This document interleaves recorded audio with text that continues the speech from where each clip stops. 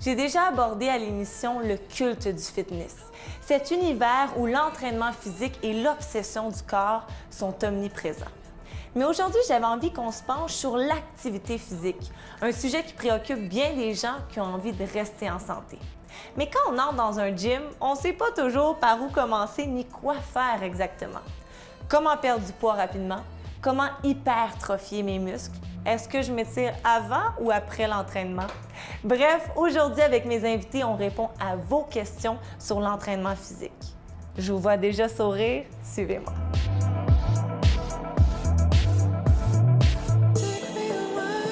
Pour parler d'entraînement aujourd'hui, voici mes invités. Alain Québreau, entraîneur privé chez Physical Park. Bonjour. Et Jean-Sébastien Mercier, copropriétaire de Optimum Fitness Club, entraîneur privé également, et tu es coach de cours en groupe. Exactement. Merci à vous deux d'être là aujourd'hui. Merci. Plaisir. Souvent, quand les gens retournent au gym ou vont au gym, un des premiers objectifs, c'est de perdre du poids. Quelles sont les activités qu'on recommande pour une perte de poids? Jean-Sébastien? Première chose, en fait, c'est de comprendre que la perte de poids, ça se passe principalement dans l'assiette et dans la tête. Ouais. Donc, je sais que ça ne répond pas directement à la question, mais, non, mais c'est important ça se passe dans l'assiette, ça se passe vraiment là. Puis, quand on va parler d'activité par la suite au centre, il faut penser à amélioration de sa condition physique, donc de ses performances, en fait, au niveau gagner en endurance cardiovasculaire, gagner en endurance musculaire, etc. Mais oui, ça peut aider à aller chercher un déficit calorique qui va aider à la perte de poids, mais je pense que le focus, quelqu'un qui veut perdre du poids doit penser son alimentation. À l'assiette en premier. Oui, il doit penser à l'alimentation en premier. Alain? Moi, je dirais plus, c'est la personne peut faire n'importe quelle activité qu'elle veut. C'est aussi, comme il disait, dans l'assiette, mais c'est aussi au niveau de la gestion du stress. Il y a des gens qui sont beaucoup stressés ou qui ne sont pas capables de gérer de balancer leur vie.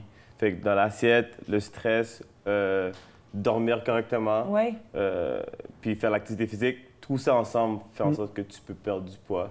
Mais il faut que tu sois bien soutenu aussi. Tu peux pas juste aller au gym puis penser que tu vas perdre du poids juste en allant au gym. Et si, exemple, on fait attention à notre alimentation, on fait attention à notre stress, à notre sommeil, après, est-ce qu'il y a un type d'activité qui est plus reconnu pour éliminer plus rapidement la graisse? Par exemple, est-ce que c'est plus courir ou danser ou jouer au soccer ou marcher? Les activités qui sont pluriarticulaires, en fait, seraient plus efficaces au niveau de la dépense calorique. Donc, qu'est-ce qu'une activité pluriarticulaire? C'est des mouvements qui sont plus complexes. Donc, exemple, faire un squat avec un développé, exemple, ou un saut, des trucs comme ça. Donc, plus on utilise de parties différentes du corps, bien, plus la dépense énergétique, plus la dépense calorique va être importante. Quelle est la différence entre la force musculaire et l'endurance musculaire? Et dans quel contexte on va venir travailler plus l'un que l'autre? Alain? Moi, je dirais plus que la différence, c'est que la force musculaire, c'est plus la charge que tu peux prendre. Et l'endurance musculaire, c'est combien de temps tu peux faire l'activité en tant que telle. Puis je dirais, tout dépendant. Si c'est un client, monsieur, madame, tout le monde, c'est mieux de travailler les deux, l'endurance musculaire et la force musculaire. Si c'est un athlète, comme un joueur de football, comme je dirais un receveur, lui, ce serait les deux. Parce qu'il faut qu'il soit fort, puis il faut qu'il soit quand même endurant pour courir sa route au football également. Fait qu'il faut être quand même complet, tout dépendant de ta clientèle, qu'est-ce que tu as. Oui. Non, je suis d'accord. Ben, comme Alain l'a dit, ça dépend toujours de l'objectif de la personne. Donc, je pense que c'est important de savoir quel est son objectif, puis par la suite d'adapter son entraînement en fonction de l'objectif. Donc, si on veut hypertrophier nos muscles, on y va avec la force musculaire? Hypertrophie, force musculaire. Puis si on veut venir, exemple, définir notre muscle, est-ce que là, ce serait plus le nombre de répétitions qu'on fait plus longtemps? Oui, en effet, on peut, mais on peut aussi mélanger. Ça peut être bien là, donc de faire un peu un mélange des deux, mais si par exemple la personne veut courir ou un marathon ou faire des courses extrêmes, des trucs du genre, ben, peut-être qu'on va vouloir plus travailler l'endurance que la force. Mais quelqu'un qui veut faire un concours de powerlifting, ben, t'es mieux de travailler ta force parce que là, c'est une rep, 2 reps, 3 répétitions. Donc, mais c'est quelque chose de très, très lourd. C'est ça, exactement. C'est des entraînements, des sets, juste le mot en anglais, mais des sets qui sont plus courts, on va viser plus la force. Sinon, si on y va pour plus longtemps, on va viser l'endurance musculaire à ce moment-là.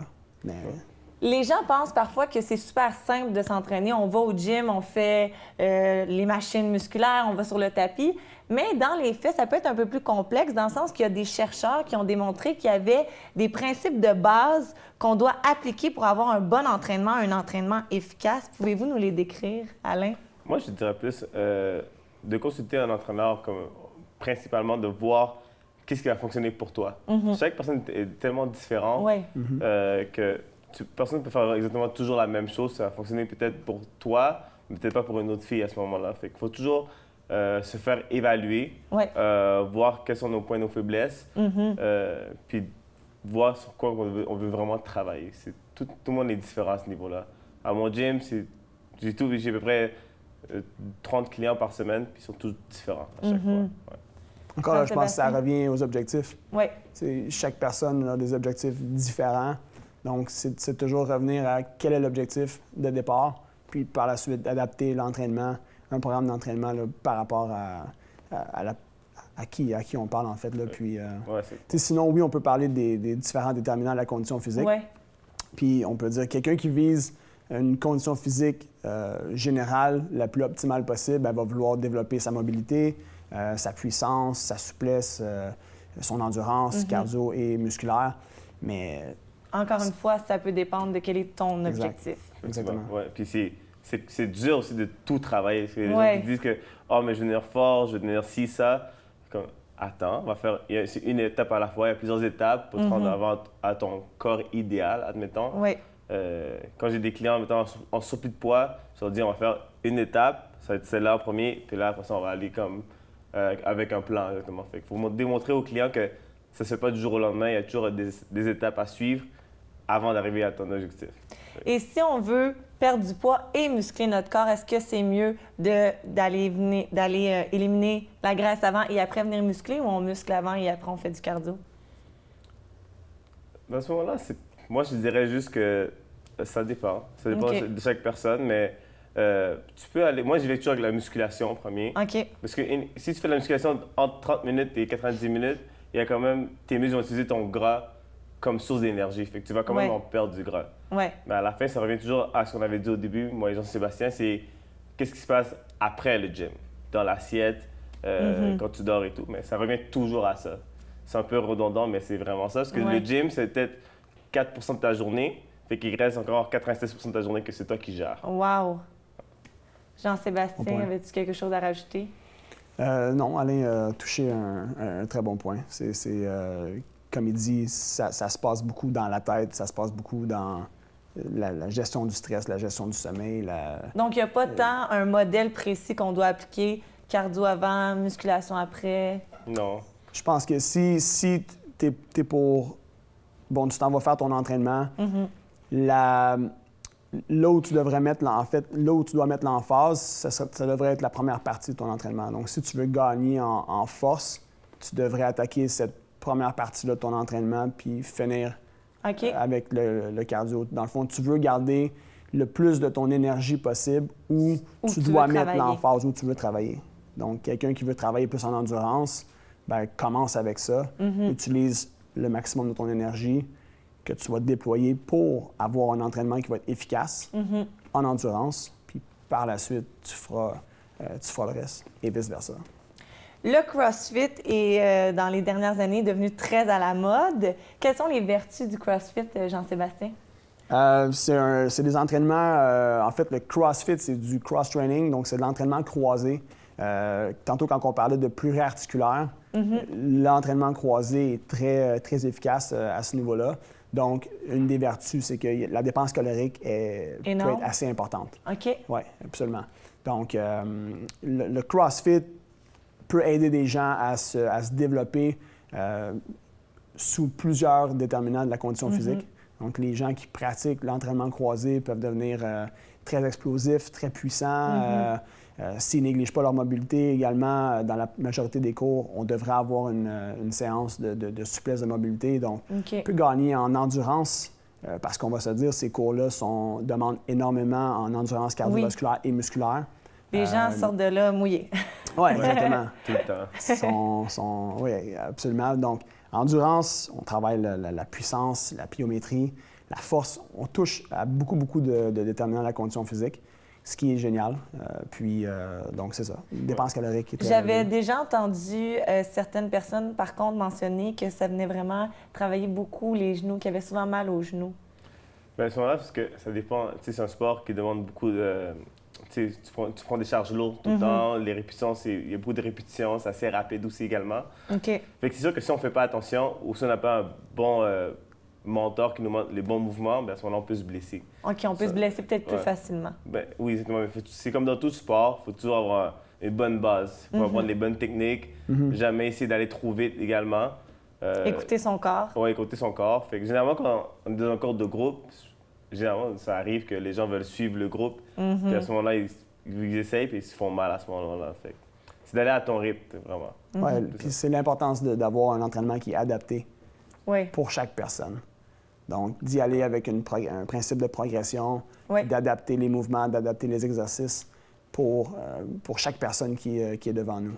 Donc, s'il y a des gens qui considèrent aller faire du CrossFit puis ils ont entendu des choses, il y a des gens qui se blessent, c'est pas nécessairement le CrossFit qui est la faute de ça. Oui, je comprends. C'est peut-être plus les gens qui se sont poussés trop rapidement à un autre niveau.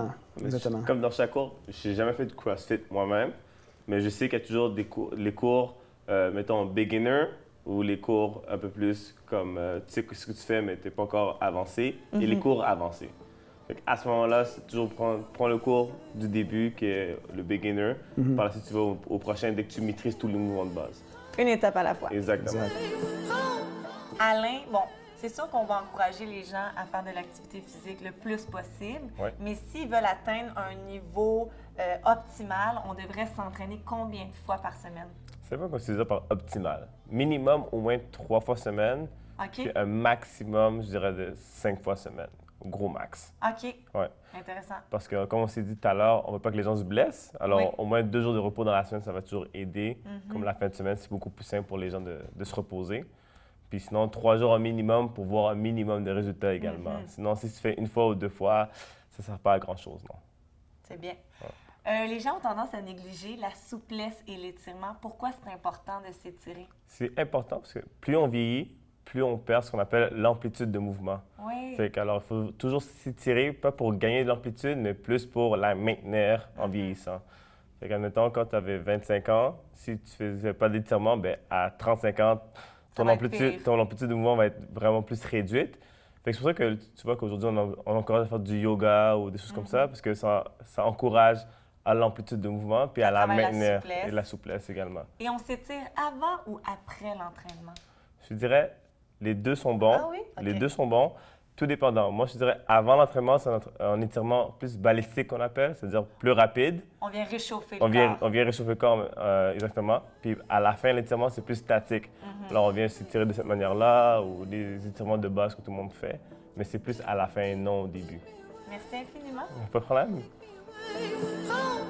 Il y a beaucoup de mythes entourant l'activité physique et un des mythes qui crée beaucoup de débats, c'est que certains revendiquent qu'un entraînement court à intensité élevée va générer une plus grande perte de poids qu'un entraînement long à intensité modérée. Et certains disent le contraire. Dans le fond, qui dit vrai, les gars? Alain? Moi, je dirais les deux sont bons. OK. Les deux sont bons. Ouais. Je fais les deux et les deux sont aussi bons. Fait que tout dépendant de ce que tu vas travailler, mais oui, je préfère le HIIT, c'est plus court. Le HIIT, c'est court, intensité élevée. Intensité élevée, j'adore ça. C'est un genre d'entraînement qui me stimule beaucoup, mais ça ne veut pas dire que c'est meilleur que l'entraînement modéré. Ça dépend vraiment de ta personnalité, vraiment, de qu'est-ce que tu préfères. OK. Ouais. Comme on disait un peu plus tôt, si on parle de la perte de poids, juste de bouger, c'est déjà génial. Oui. Mais par exemple, si on veut parler de dépenses caloriques, c'est vrai qu'un entraînement de haute intensité va être un peu plus bénéfique que, par exemple, d'aller faire un petit jogging à un rythme qui est faible à modéré pendant, exemple, 1 heure. Ah oui? Et la raison pour ça, c'est que tu vois, moi, je pensais que c'était le contraire. L'entraînement de haute intensité va qui est très métabolique, en fait. Il vient chercher Donc, beaucoup la de dépense puissance. peut aller jusqu'à 24 à 48 heures, même après l'entraînement. C'est Donc, ça, ce notre qui est, foyer intérieur continue à brûler les graisses. Oui, exactement. OK. Exactement. Donc, si on considère cet élément-là, ben à ce moment-là, on pourrait dire que l'entraînement fractionné à haute intensité va être un peu plus efficace pour la dépense calorique. Mais si on parle de la perte de poids, comme Alain disait, juste bouge, fais quelque chose que tu aimes, entraîne-toi, puis ça va bien aller. Mange bien, dors bien. Ouais. Puis ça va bien aller. Ça va bien Mais aller. effectivement, dans le fond, parce que si une personne préfère faire un entraînement long à intensité modérée que pas en faire du tout, bien lui, dans son cas, c'est ça qui va y générer une perte de poids. Ça dépend aussi de ton mode de vie. Si t'es quelqu'un qui est pressé, c'est vrai. 30 minutes, tu fais ton entraînement HIIT, ça, tu t'en vas chez vous. Mais selon les recherches, peut-être que ce serait intensité courte, intensité modérée qui viendrait chercher une plus grosse dépense de calories. Ouais. Un autre mythe bien tenace, c'est que les abdos font perdre du ventre, donc que les abdos permettent de brûler la graisse au niveau du ventre. Est-ce que c'est vrai ou faux? Non, malheureusement, c'est Ouais. totalement faux. Tu peux faire des abs comme tu veux, mais tu vas garder ton ventre. Oui. Il faut que tu fasses le tout. Il faut que tu bouges au complet. Oui. Faire des abs à longueur de journée, tu vas avoir des beaux abs, mais que personne ne va voir. Exact. Donc, c'est tout. Mais ils sont là, pareil, mais ils sont cachés, c'est ça? Exactement. Ils sont bien cachés. Puis, on pourrait combiner ça à quoi si on voudrait qu'on élimine la graisse puis voir nos abdos? Bonne alimentation. Une alimentation qui est saine, qui est équilibrée, faire diminuer notre pourcentage de gras dans notre corps, il va faire qu'éventuellement, on va voir apparaître notre fameux six-pack. Parce que le six-pack, il est là, il est à quelque part. Il n'est peut-être pas aussi fort. Tantôt, au début, on parlait de pourquoi on s'entraîne. Est-ce qu'on s'entraîne pour améliorer notre capacité physique ou on veut juste perdre du poids? Si on veut juste perdre du poids, on peut bien manger sans nécessairement trop s'entraîner, puis on va quand même réussir à perdre du poids. Mais si on veut augmenter la capacité physique, si on veut développer nos abdominaux, bien à ce moment-là, il faut faire des activités qui ciblent cette région-là, mais ça ne veut pas dire que ça va faire perdre le ventre dans cette région-là. Oui, vas-y. À ce moment-là, je voulais dire aussi que c'est pas tout le monde qui a la même définition aux abdominaux. Fait qu'il y a des gens qui ont des six-packs, il y en a qui ont juste des quatre-packs. Il y en a qui ont rien, c'est juste flat. Mais ça... Malgré, exemple, là, que je m'entraîne à fond au niveau des abs pendant une bonne période, ça se peut que j'ai jamais de six-pack? Ça se peut qu'on va juste tes lignes de côté, puis peut-être la ligne du milieu, that's it. Mais il y en a donc ça, c'est selon notre morphologie génétique? C'est la génétique. Ah, c'est intéressant à savoir. Fait que, tu sais, il y a des gens qui disent « Ah, mais ultra cut fait des abs tout le temps. » Mais il y a des gens qui font des abs tout le temps, mais ils sont pas aussi cut. C'est juste la génétique qui fait comme ça. Il y en a qui sont moins chanceux que d'autres. Ça, tu peux pas battre la science, ça, c'est non, sûr. Exact. Parfois, on parle là, on veut muscler notre corps, mais parfois, il y a des personnes qui trouvent qu'une partie de leur corps est trop musclée. Moi, par exemple, mes cuisses, mes quadriceps vont vraiment se muscler facilement. Des fois, je les trouve trop gros. Puis ça peut arriver pour d'autres personnes, une autre partie du corps. Comment on fait pour diminuer notre masse musculaire, Jean-Sébastien? Bien, en fait, on vient de toucher à la morphologie, le côté génétique du corps. Il y a ça qu'il faut prendre garder en compte. Exactement. Il faut garder en tête que selon notre morphologie, on peut avoir certaines régions de notre corps qui peuvent être plus grosses ou qui peuvent prendre peut-être de la masse plus facilement. Sinon, ça va dépendre du type d'entraînement aussi qu'on va faire. Quelqu'un qui peut prendre la masse en faisant des entraînements qui vont avoir un peu plus de répétitions. Il y en a d'autres qui vont prendre la masse avec du 6 à 8 répétitions, exemple, là, par entraînement. Donc, c'est de voir quel type d'entraînement qu'on fait, quel effet ça a sur le corps. Puis venir changer ça. Puis venir changer, tout simplement. Donc, on peut changer, par exemple, le nombre de répétitions qu'on va faire sur un groupe de muscles donné. Ou sinon... Puis la charge? Oui, exactement, la charge. Ou sinon, si on veut répondre à la question de façon très facile, juste ne plus entraîner. Si tu trouves que touches-y moins, en fait, exactement. Jean-Sébastien, tu donnes des cours de cross-training, qui est des cours en groupe. Moi aussi, j'en donne des cours de groupe. Donc, tu vas être sûrement d'accord avec moi que la majorité des personnes dans les cours de groupe sont des femmes. Pourquoi, à ton avis, les hommes sont nettement moins présents dans les cours en groupe? C'est une excellente question, ça. Il y a plusieurs réponses à cette question-là. Une d'entre elles, ça serait que ça cadre moins avec leur objectif. Il y a beaucoup de gars qui veulent prendre la masse musculaire. Et souvent, cours en groupe égale, on va plus lean, on va plus travailler au niveau du tonus, définition musculaire, l'endurance, le cardio. Donc, première réponse, ça accorde un peu moins avec leur objectif. OK, très intéressant. Une autre des réponses, je dirais l'orgueil. Donc, l'orgueil aussi qui, je pense, peut venir en jeu. Là. Les gars qui vont dire, par exemple, c'est plus une affaire de filles, ils se voient pas là, ils pensent que ça va être facile ou ils pensent qu'ils n'auront pas de résultats. Donc, je conseille fortement aux gars qui n'ont jamais assez de cours en groupe de venir essayer, de trouver un style d'entraînement. On a parlé un peu du CrossFit aujourd'hui. Le CrossFit est une discipline qui a attiré beaucoup de gars parce que les gars, ils ont vu quelque chose de musculaire, ils ont vu quelque chose d'intense. Exactement. Il y a de plus en plus de cours en groupe qui ont ce genre de formule-là. Donc, je pense que... De toute façon, on le voit tranquillement que les gars sont de plus en plus présents, mais oui, c'est vrai que encore à ce jour, il y a beaucoup plus de filles que de gars. Merci. Merci à toi. On n'a que du positif à dire sur l'entraînement physique, mais les gars, est-ce qu'il y a des dangers au surentraînement, Alain? Oui, tu peux te blesser. Oui. Tu peux te blesser. C'est déjà arrivé au gym. Il y a des gens qui viennent 6 fois semaine au gym. Puis à un moment donné, ils font juste un move régulier. C'est-à-dire, ils prennent juste un poids puis ils se blessent au dos. Parce que leur corps est fatigué. Exactement. Parce que le corps est fatigué, fait que le repos est aussi important que l'entraînement. Puis les gens le négligent beaucoup. Oui, absolument. Et on se repose quand? Après 2 jours d'entraînement? Après 1 jour? Est-ce que... Tous les jours. Tous les jours? Tous les jours. C'est sûr d'avoir une bonne nuit de sommeil. Oui. À tous les jours, c'est crucial. En fait, c'est le sujet de l'heure en ce moment, le sommeil. Donc, 2019, là, c'est le truc là, dont on parle beaucoup. C'est d'arriver à récupérer, d'arriver à avoir une bonne qualité de sommeil. On parle de plus en plus des routines avant de se coucher. Éteindre son cellulaire 1 heure ou 2 avant. Ou avoir des lunettes avec un film, une espèce de film spécial pour bloquer la lumière bleue. Mais bref, la récupération, c'est à tous les jours. C'est à tous les jours. C'est ultra important parce que oui, sur l'entraînement, ça peut causer beaucoup de dommages. Ça va, oui, c'est les blessures, mais c'est aussi, on est plus vulnérable aux microbes, on est plus vulnérable aux virus. C'est la fatigue du système nerveux. C'est le cerveau qui en fait, c'est le corps au complet qui vient fatiguer. On appelle ça, en fait, c'est le burn-out du sportif. OK. Donc, ça peut prendre du temps à s'en remettre. Bon, je pense pas que vous donnez des cours de yoga, mais est-ce que le yoga, ça pourrait être une bonne option aussi après un entraînement pour venir se relaxer ou encore une fois, il y a quand même un travail musculaire? Il y a quand même un certain travail musculaire dans le yoga. Faut pas sous-estimer la discipline. C'est excellent, mais il y a un certain travail musculaire. Donc, quand on parle de repos, on parle vraiment relax. Oui. Moi, ce que je fais, c'est un peu extrême, mais parce que je m'entraîne beaucoup, je me prends un bain de glace le soir. Ah! Ouais. OK. Je prends un bain de glace le soir, je me mets dedans, peut-être pendant 20 minutes, je suis dedans, je ressors un peu, 5 minutes, je rentre un autre 20 minutes. Wow! Par la suite, je prends une douche. T'as une bonne tolérance au froid. Ouais.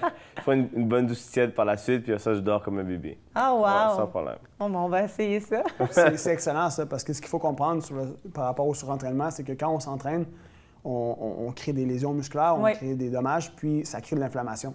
Et la glace, le froid. C'est l'inflammation à répétition qui s'en va jamais, qui peut être très dommageable. Ouais. Donc, un bain de glace. Bain de glace, là. Tu diminues l'inflammation, tu ressors de là, t'es fresh. Cool!